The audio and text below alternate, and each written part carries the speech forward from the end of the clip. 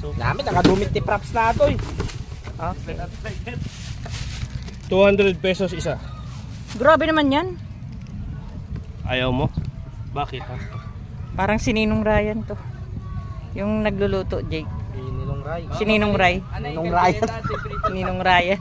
Ate Priton. Huwag mo itago yan. Hello. Ah. Marami akong huli today. Nakahuli ako ng mga pangmamahalin para sa mga mayayaman ng tiyan. Hindi pwede ito sa mahirap. Katulad ng mga namumula, kailangan ng sitirisit. This is it. Yung nangingitim. Ito yung mga huli ko. Galing nilumiso. May tanong lang po. Paano po ba hulihin yan? Sumisid ka dun sa dagat.